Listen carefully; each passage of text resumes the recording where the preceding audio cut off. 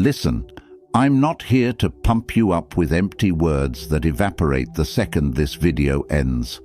I'm here because somewhere between who you are and who you know you could be, there's a graveyard of half-started dreams, and you've been attending the funeral every single day.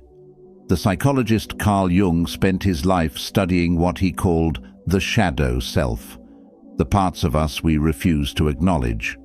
But here's what Jung discovered that most people miss.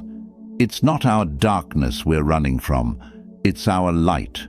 We're terrified of what we're capable of, because capability comes with responsibility, and responsibility means we can't blame anyone else anymore. You know what nobody talks about? The relief of giving up. There's a strange comfort in surrender. When you stop trying, you stop failing. When you stop dreaming, you stop being disappointed. When you accept that this is just how things are, you finally get to rest. And that rest feels so good that you mistake it for peace. But it's not peace, it's resignation wearing peace's clothes. Think about this. You've spent more energy defending why you can't than it would have taken to discover if you could. You've invested more time explaining your limitations than exploring your capabilities. You've used more creativity building reasons to stay stuck than it would have required to get unstuck. The math doesn't lie. You're not lacking resources. You're lacking commitment. There's a concept in physics called inertia. An object at rest stays at rest unless acted upon by an outside force. But here's what's brutal about human inertia. The outside force that needs to move you. It's you. You're waiting for someone to push you, and you're the only one who can. You're both the immovable object and the unstoppable force, and you've been choosing immovable. Marcus Aurelius wrote, "You have power over your mind, not outside events. Realize this, and you will find strength." He wasn't writing for an audience. He was reminding himself. Even emperors need to remember that the only thing standing between them and action is their own mind's permission. Right now, there are 7 specific ways you're lying to yourself about why your life hasn't changed. Not maybe, not possibly, definitely. These aren't theories. These are the exact patterns that keep people circling the same block for years, wondering why the scenery never changes. And I'm about to show you each one, not so you feel attacked, but so you finally see the cage you built and realize you're holding the key. Before we go further, hit that like button. Drop a comment with just 3 words. No more excuses. Share this with one person who's stuck in the same loop you are. Subscribe because we're building something here, a space where excuses come to die and lives come to start. Number 1. Potential without proof is just fantasy. The Dunning-Kruger effect shows us something fascinating. Incompetent people overestimate their abilities, while highly competent people underestimate theirs. But there's a third category nobody talks about. People who are obsessed with their potential but refuse to test it. They live in the beautiful space of "I could if I wanted to," never realizing that untested potential is just a sophisticated form of lying to yourself. You love talking about what you're going to do. You've got plans, ideas, visions.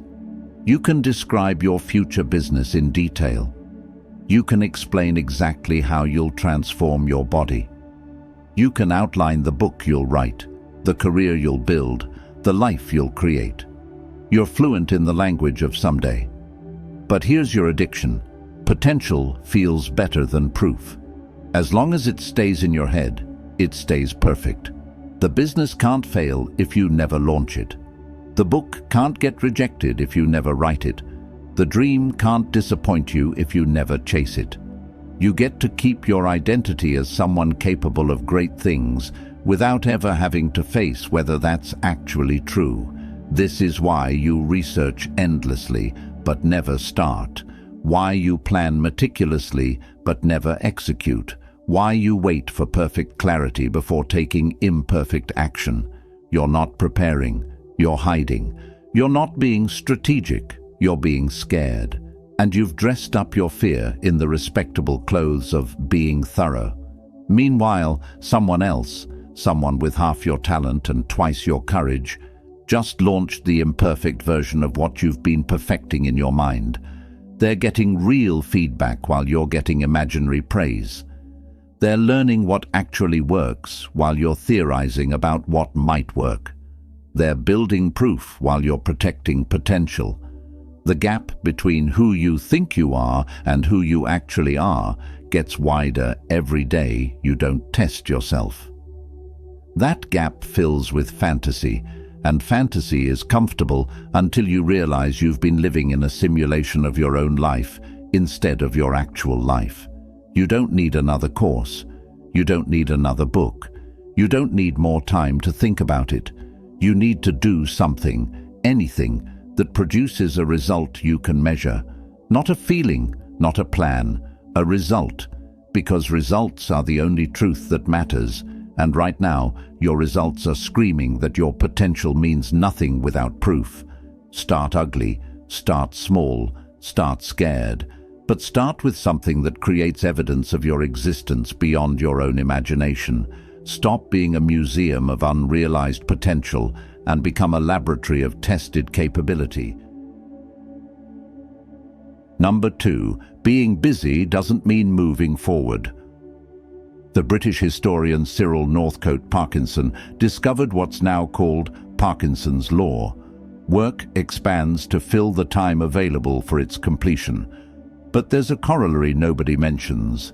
Busy work expands to fill the space where real work should be, and we let it, because busy feels productive even when it produces nothing.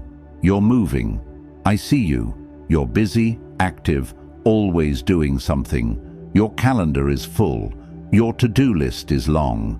You're in constant motion, and motion feels like progress. So you've convinced yourself you're making progress. But are you actually getting anywhere, or are you just traveling in increasingly complex circles?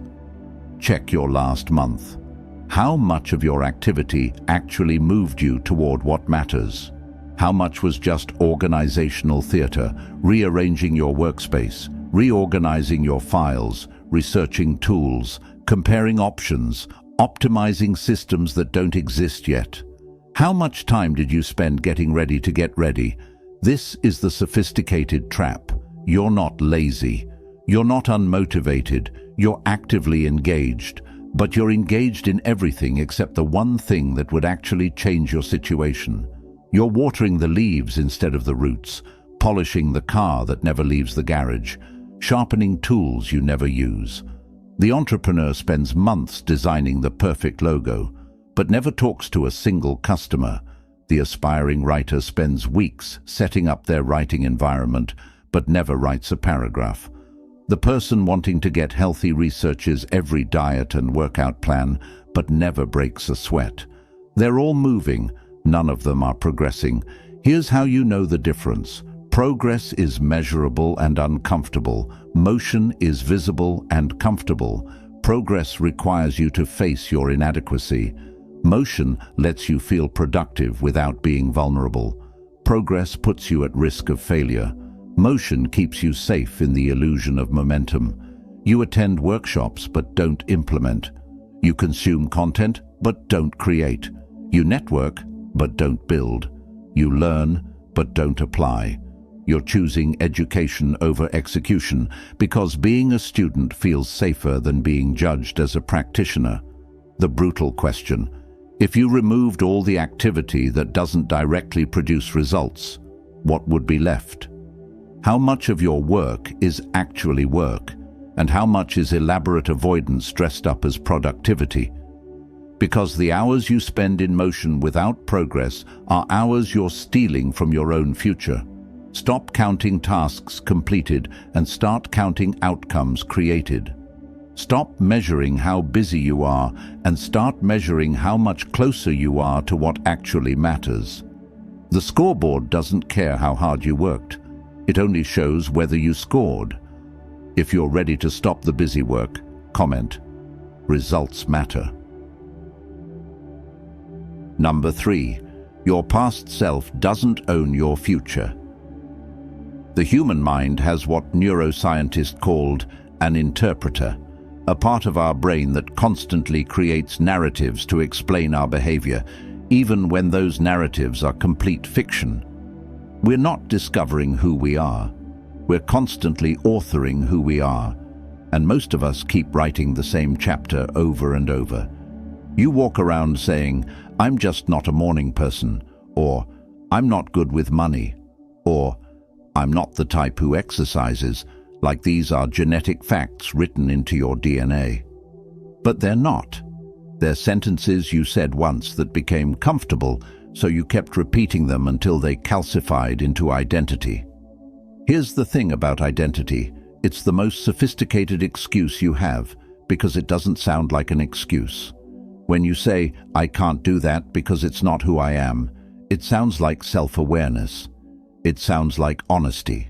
It sounds like you're just being realistic about your nature, but what you're actually doing is using your past behavior as a prison for your future possibility.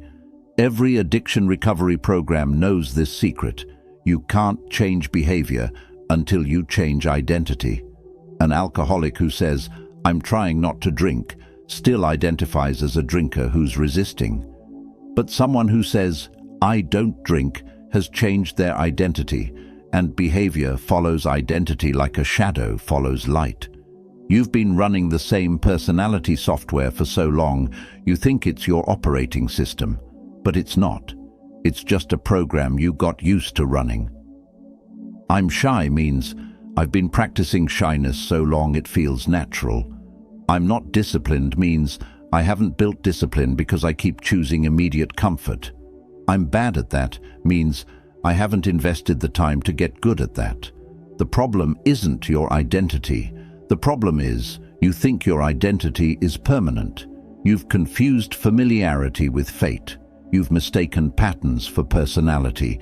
And every day you introduce yourself using the same limiting labels. You're signing a contract with yourself to stay exactly who you've been. But here's what most people never realize. You can just stop. You can stop telling that story. You can stop reinforcing that identity. You can wake up tomorrow and decide that the person you were yesterday doesn't get a vote on who you are today. Not through affirmations or vision boards or positive thinking, but through different actions that create different evidence. Identity isn't what you believe about yourself. It's what you prove to yourself through behavior. You want to be disciplined? Stop saying you're going to be disciplined and just do one disciplined thing. Then another. Then another. Do it enough times and your brain stops seeing it as an exception and starts seeing it as evidence. Evidence becomes pattern. Pattern becomes identity. The story you're telling about yourself isn't protecting you, it's limiting you. Every time you use "I'm just," or "I've always been," or "I'm the type of person who," you're building walls disguised as descriptions. You're not being honest about who you are. You're being loyal to who you were. Stop introducing yourself using your limitations as credentials. Stop defending your weaknesses like they're features instead of bugs. Stop narrating your life using the same tired character description and start writing a different story through different choices. Type this affirmation below if you're ready to change. I rewrite myself daily. Number 4. Deciding once beats thinking forever. Researched extensively by psychologists shows that having too many options doesn't liberate us, it paralyzes us. But here's the deeper issue. We've turned even simple decisions into ongoing debates with ourselves, keeping every door open because closing a door feels like loss, not realizing that keeping everything open means going nowhere. Watch how you make decisions. You don't make them, you entertain them, you consider them, you weigh them, you revisit them. You keep them warm as possibilities while never committing to any of them as realities. You treat your life like a restaurant menu you're constantly reviewing but never ordering from. I'm thinking about starting that business. Translation: I'm keeping it as an option while doing nothing about it. I might go back to school. Translation: I like the idea of it more than the commitment to it. I should probably start working out. Translation: I've created the illusion of intention without the substance of decision. Real decisions don't sound like maybes. They don't live in the future tense. They don't come with escape clauses and contingencies. Real decisions sound like, I'm doing this, not I'm going to, not I want to, not I should, just I am. Present tense, declarative, done. You know why you can't commit? Because commitment means accountability. Once you declare something, you're responsible for whether it happens. But as long as you're considering it or planning it or working toward it, you can never fail because you never really tried. You've discovered the perfect protection from disappointment, perpetual deliberation. Here's what happens when you treat decisions like negotiations. Nothing. Time passes. Opportunities close. Other people who made actual decisions lap you while you're still weighing options. And then you look back and realize you didn't choose not to do it. You just never chose to do it, which produces the same result, but lets you avoid responsibility. Seneca wrote, "It is not that we have a short time to live, but that we waste a lot of it." Every day you spend deliberating is a day you're not living. Every hour you spend weighing options is an hour you're not building anything. Every moment you spend keeping doors open is a moment you're not walking through any of them. The successful entrepreneur didn't have more certainty than you when they started. They just decided and dealt with consequences. The person in the relationship you admire didn't have guarantees. They just committed and built from there. The person who changed their life didn't have clarity on every step. They just made a declaration and figured it out as they went. Stop conducting feasibility studies on your own life. Stop running endless cost-benefit analyses on whether you should try. Stop treating every choice like it needs a committee vote. Make a decision, a real one. Then honor it with action instead of reconsidering it with doubt. Your indecision isn't careful planning, it's camouflaged cowardice. Your need to keep your options open isn't strategic flexibility, it's commitment phobia. Your habit of seeing how things go isn't patience, it's passivity dressed in wisdom's clothing. Decide, then move. Don't decide and wait. Don't decide and plan more. Don't decide and gather more information. Decide and act. Because a decision without action is just a wish with delusions of grandeur, and wishes don't change anything except how disappointed you feel when they don't come true. Number 5. Nobody's coming to save you. In research on learned helplessness, psychologists discovered that even when obstacles are removed, subjects who've been conditioned to believe they can't escape often won't even try. They've internalized their limitations so deeply that they need permission to be free, never realizing that permission is the cage itself. You're waiting for someone to tell you it's okay, for someone to validate your readiness, for someone to grant you access, for someone to say, yes, you can do this. You're standing at doors that aren't even locked, waiting for someone to hand you a key you don't need. Who are you waiting for? A boss to recognize your talent, a partner to support your dream, a parent to finally approve, a friend to validate your decision, society to give you clearance, the universe to send a sign. You've turned your life into an endless waiting room, sitting patiently for your name to be called by someone who isn't coming. Here's the uncomfortable truth. Nobody is coming to give you permission. Not because they don't care, but because they're not responsible for your life. Not because they don't believe in you, but because their belief isn't required for your action. Not because they want to hold you back, but because moving forward was never their job. It's yours. You learned this permission-seeking behavior young. You raised your hand in school and waited to be called on. You asked if you could use the bathroom. You needed signatures and approvals and authorization. And somewhere along the way, you internalized the idea that everything requires permission from someone else before you can proceed. But you're not in school anymore. There's no teacher. There's no principal. There's no authority figure whose approval you need to chase your dreams, start your business, change your career, end that relationship, move to that city, write that book, create that art, live that life. The person who started the company you admire didn't wait for permission, they just started. The artist whose work moves you didn't wait for validation, they just created. The leader who inspired change didn't wait for authority, they just led. They understood something you're still learning. Permission is a cage we lock ourselves in while holding the key. You want to know what's wild? The people you're waiting to give you permission, they're waiting too. They're waiting for someone to validate them. They're waiting for clearance they don't need. They're trapped in the same cycle, which means you're waiting for permission from people who haven't given themselves permission either. Epictetus understood this better than anyone. No man is free who is not master of himself. You're enslaved to other people's opinions. You're chained to their validation. You're imprisoned by their approval. And the cruelest part? They didn't put you there. You did. Stop asking if you can and start declaring that you will. Stop seeking validation and start creating value. Stop waiting for someone to choose you and start choosing yourself.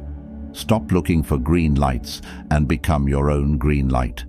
The permission you're seeking doesn't exist outside you, it only exists inside you. And the moment you give it to yourself, you'll realize you've had it all along. You just needed to stop asking and start acting. If you believe it, declare it in the comments. I am enough. Number 6. Knowing without doing is worthless. The philosopher Søren Kierkegaard wrote something that cuts through every self-help book ever written. There are two ways to be fooled. One is to believe what isn't true. The other is to refuse to believe what is true. But there's a third way he didn't mention, to understand the truth completely and do absolutely nothing about it. You know what you need to do. Don't pretend you don't. You've read the books, you've watched the videos, you've listened to the podcasts, you've attended the seminars, you've consumed enough information to transform 10 lives, yet your one life remains exactly the same. You're not ignorant, you're informed and inactive, which is actually worse. Information has become your drug of choice. It gives you the hit of feeling productive without the discomfort of actually producing anything. You finish a book about building wealth and feel wealthy for a moment. You complete a course on fitness and feel fit temporarily. You watch a video about discipline and feel disciplined briefly. Then the feeling fades, and instead of acting, you consume more information to get another hit. This is the trap of intellectual understanding without embodied action. You think knowing equals doing. You believe awareness creates change. You assume that once you understand something deeply enough, transformation will happen automatically. But your life isn't a math problem that solves itself once you understand the equation. It's a canvas that stays blank until you pick up the brush. Here's what separates people who transform from people who just know about transformation: implementation. Not perfect implementation, not flawless execution, just messy, imperfect, stumbling forward action based on what they know. They don't wait until they understand everything. They act on what they understand right now and learn the rest by doing. You've turned learning into a hiding place. As long as you're still learning, you don't have to perform. As long as you're still preparing, you don't have to produce. As long as you're still researching, you don't have to risk. But this game has a shelf life, and that expiration date is approaching faster than you think. The irony is brutal. The information you needed to change your life, you had it years ago. Everything since then has been intellectual stalling. You don't need more knowledge. You need the courage to apply the knowledge you already have. You don't need more strategies.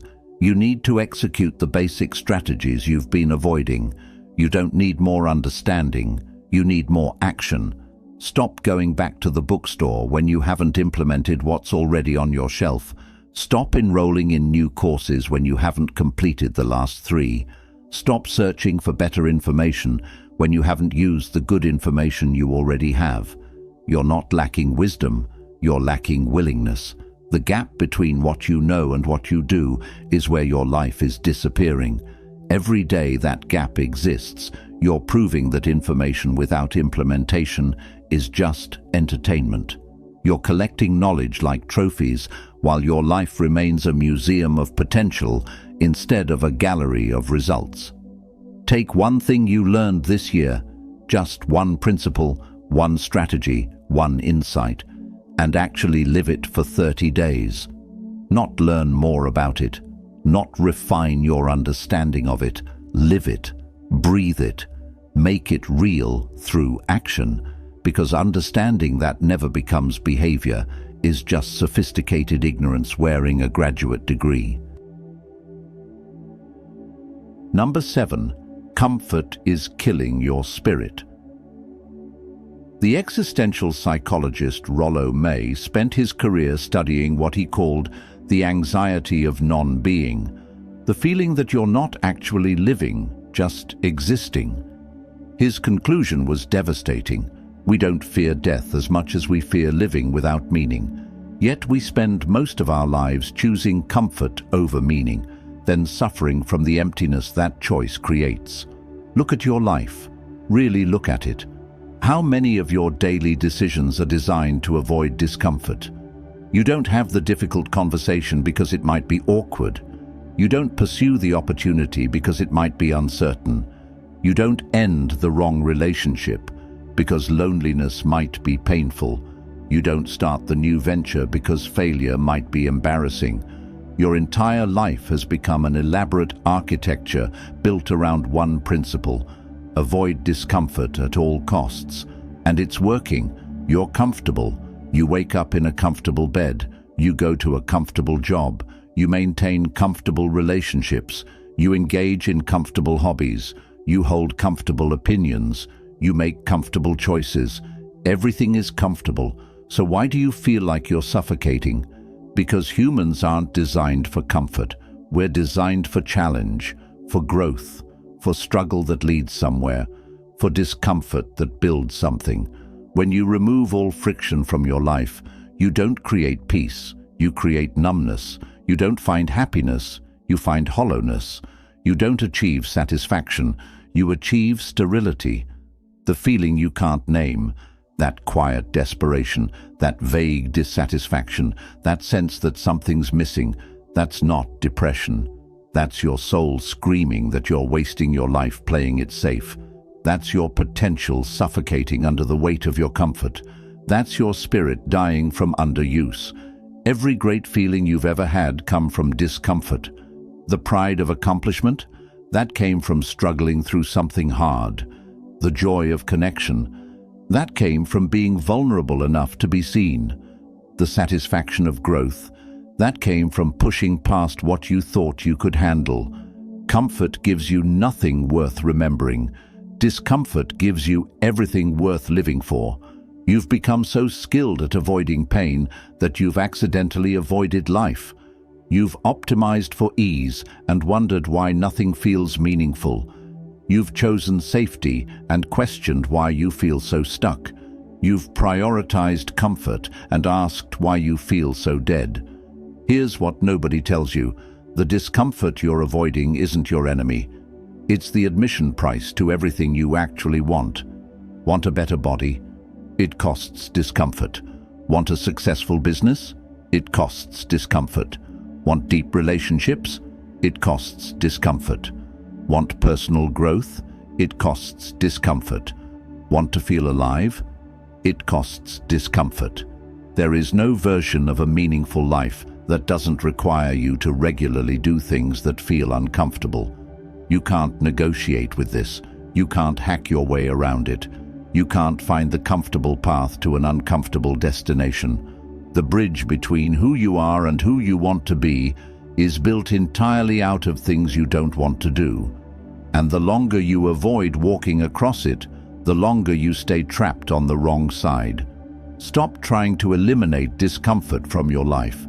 Start strategically choosing which discomfort you're willing to embrace. Stop asking, "How can I avoid this?" Start asking, "What would this make possible?"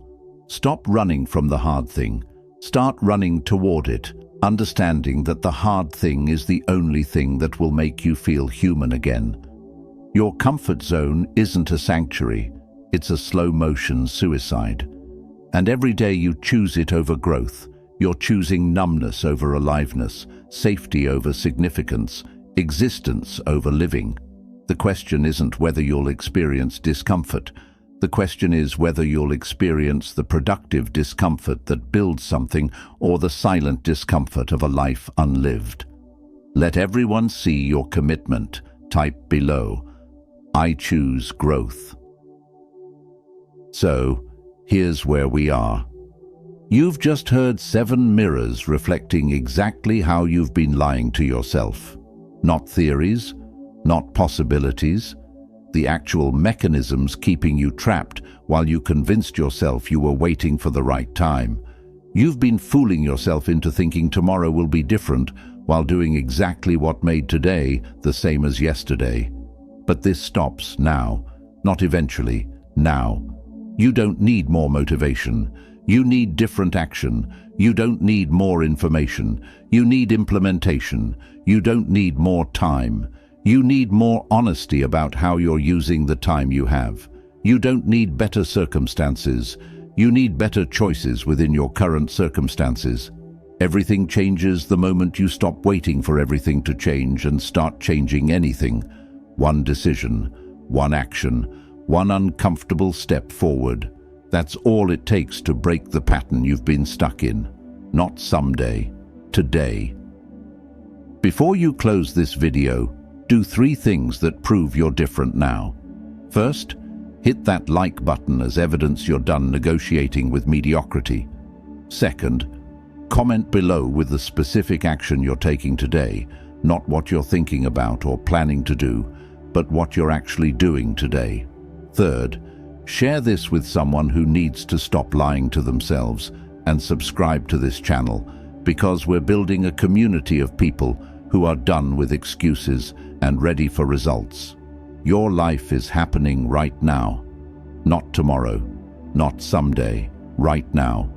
And every second you spend defending why you haven't started is a second. You're choosing comfort over change. Stop defending, start doing. Make it official. Drop this in the comments. I start now.